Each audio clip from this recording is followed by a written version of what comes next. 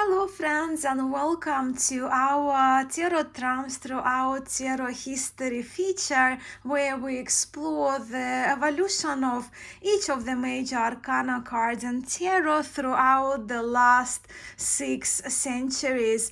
And today we are landing on key 13, which is Death card in most tarot decks, sometimes named one and sometimes nameless.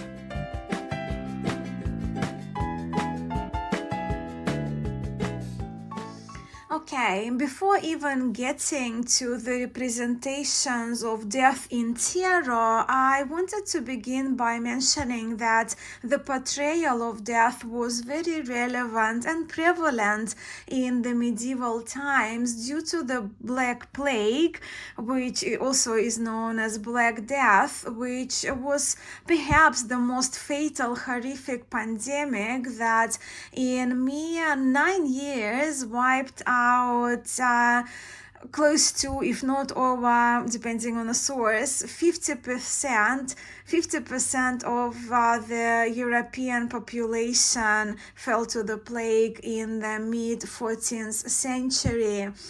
Given how widespread the disease was and the very common sightings in the streets of multitudes of disintegrating corpses, and of course given the impact that the plague had not only on the economy and society but the culture too, a genre of art called dance macabre, also known as Dance of Death, developed in the 15th century following the Black Death period in Europe, Memento Mori. So Dance of Death illustrated the style of art, right? Illustrated how universal the life is and that everyone is equal in the eyes of death. But just to quickly demonstrate this, I have this Dance of Death oracle produced by Eugene Vinitsky of Taromania. This oracle consists of 36 lithographs, the copies of the lithographs that have been obtained from the Dance of Death frescoes painted on the walls of a churchyard in Basel, in Switzerland, in closer to mid-1400s, right? So from around 1437 to 1441, right? Before the mid of the 15th century. So here in those lithographs we see the style of Dance of Death or Dance Macabre. Here we see Death taking the emperor and the peasant, the empress, and the blind man.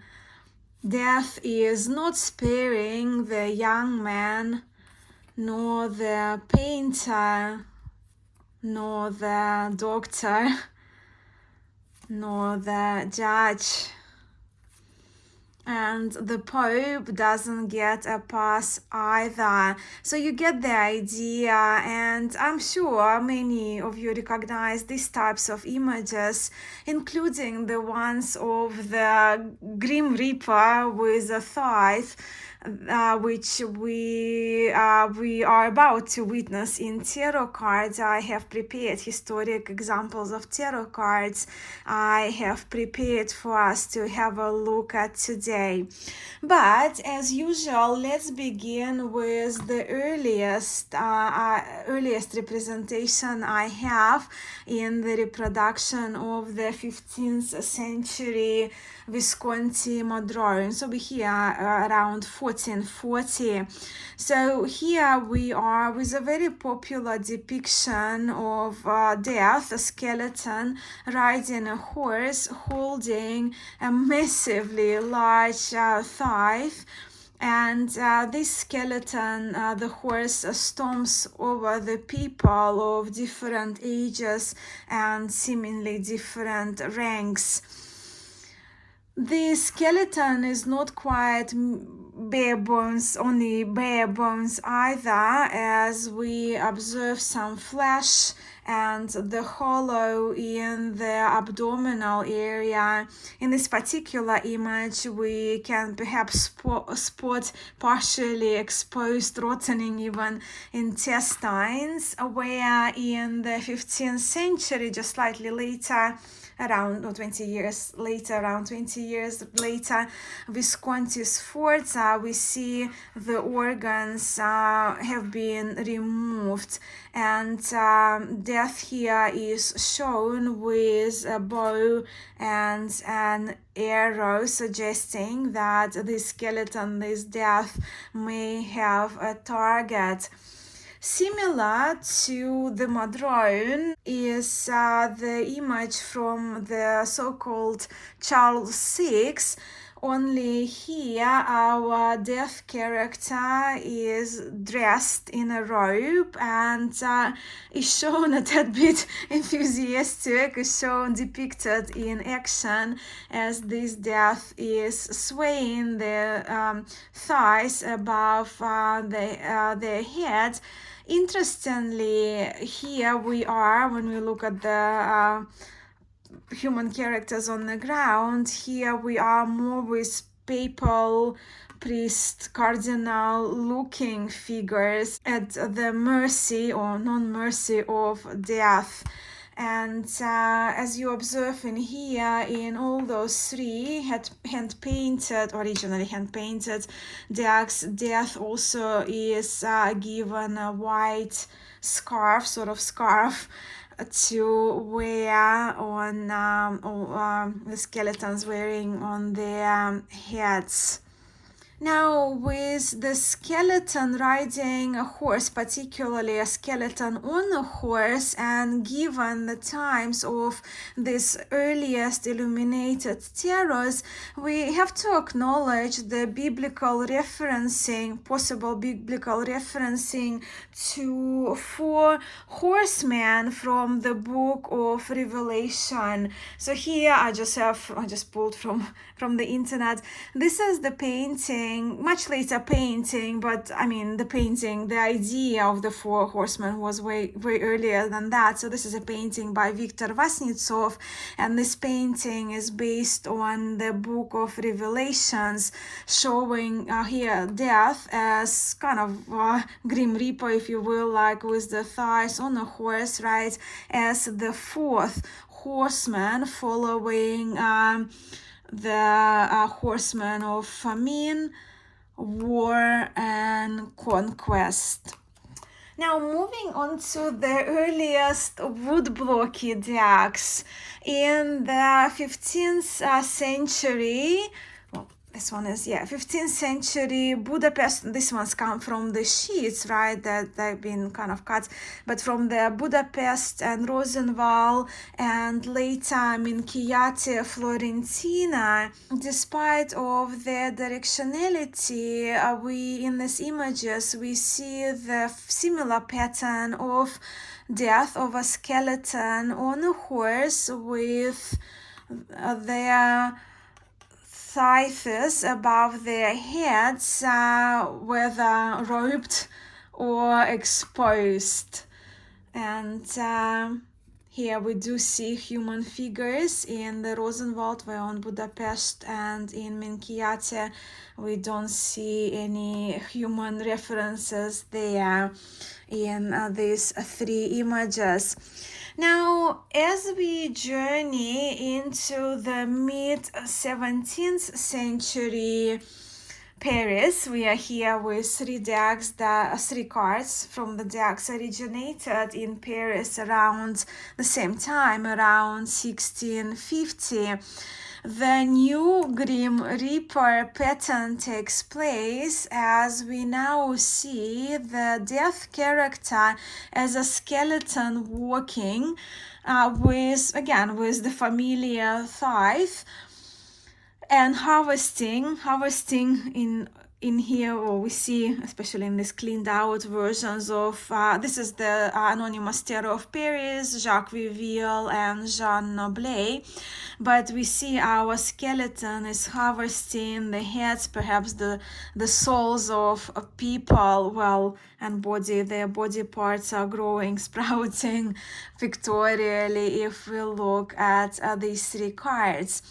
Now, the cards are numbered 13, yet, well, Noblet and Anonymous Tarot of Paris, they are named, where Viviel is nameless, so no name here for the death card, and that kind of, as we will see, it becomes a pattern for tarot, for later Tarot de Marseille decks. But in Viviel, we observe the death wearing a scarf, and we see the same pattern of, you can see if you compare the Viviel, and this is the Bodet late 17th century tarot. So again, we see the scarf, and these two tarots, they belong to Brussels Rouen pattern. Also, with these cards in front of us, we observe our skeletons here, and we can say that the flesh and bone ratio do differ, right? As we continue and as we look at the Mitelli, the death card from the Mitelli Tarot key, we see here that the artist Giuseppe Mitelli may have used his artistic freedom in depicting death facing straight ahead at us, where in the previous cards here, we have witnessed the skeleton walking or riding the horse over to the right or over to the left. So yes, this skeleton is bare bones, facing directly at us, and holding the thighs, but also an hourglass in his other hand. I do very much love this reference to time ticking, right? When it comes to death, when it comes to this version of death card and tarot. So Mitelli Tarot key. So chronologically, it will fit in here. So Noblet, Mitelli, Bodet of the late 1700s. And then as we move into the beginning and mid of the 18th century with type 1 and type 2 Tarot de Marseille, a slightly new pattern establishes. Our skeleton is walking over to the right, and the cards itself are numbered, but in Marseille tarots of type 1 and type 2, the death cards remains, it's unnamed here, and so it remains for most part death cards without a title. And these two examples are from a version of Jean Dodal of around 1701, and Nicholas Conver Tarot from 1760. I don't want to spend too much time on, if you want to know which decks exactly, do ask in the comments below, because otherwise it will take forever for me to film this episode. Then in the early 19th century, and this is Georges Besançon, and also this can be observed in French Besançon tradition, not Swiss but French. Death is facing over to the left, where here again we are with Swiss Tarot de Marseille 1840 Gassman Tarot. We are back with this familiar established pattern of Marseille type 2, with the death walking over to the right, and also with type 2 death has some kind of coverage over the pelvis. And here are I have two examples from the later 19th century Italian decks. The Piedmontese Tarot is named, and so is Dotti. Very Marseille-like, harvesting death with the thighs, harvesting the heads, and the hands and feet are sprouting from the ground, where the skeleton from the Bodet Tarot is harvesting bare bones, right? So we have here the skull and the other bones over visible heads, right? Heads and hands.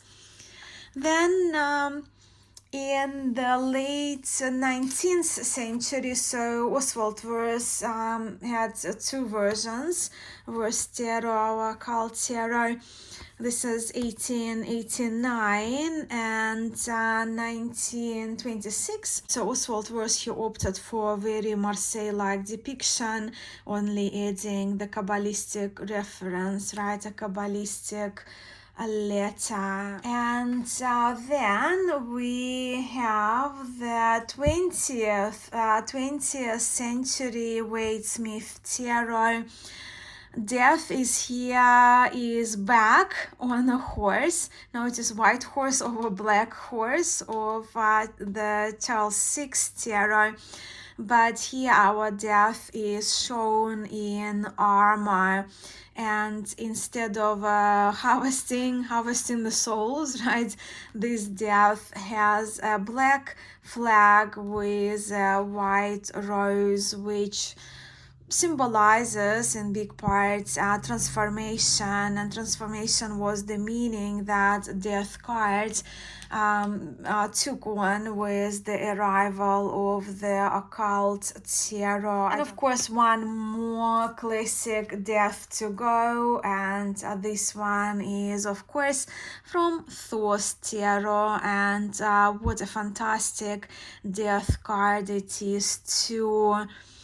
In a very challenging position for a human body to get into. But yes, so overall now what we are seeing here is that when it comes to the historic decks, and I do consider Verse Tarot, Rider-Waite-Smith, and Thor's Tarot now historic, right, as our tarot traditions, if you will, common popular tarot traditions.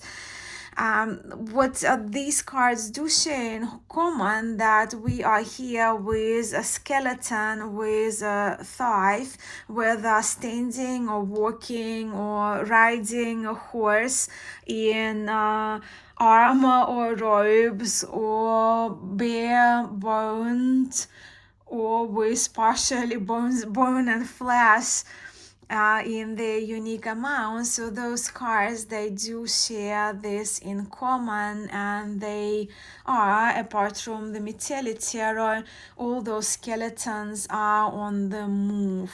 And now please allow me to share with you just a few examples from the contemporary tarot decks, where the artists, of course, exercise much more freedom in their artistic interpretation of the death cards in tarot.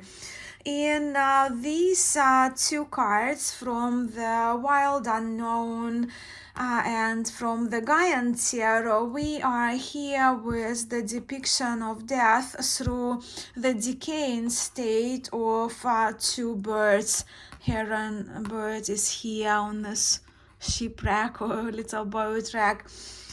In the next example, in the Egyptian Tarot Nouveau, the main death character is Anubis, given the Egyptian theme. Of course, Anubis, the Egyptian god of the dead. Where in a well-loved Druidcraft Tarot, we are presented with a hooded Ceridwen, Welsh goddess of rebirth and transformation, in her crone manifestation.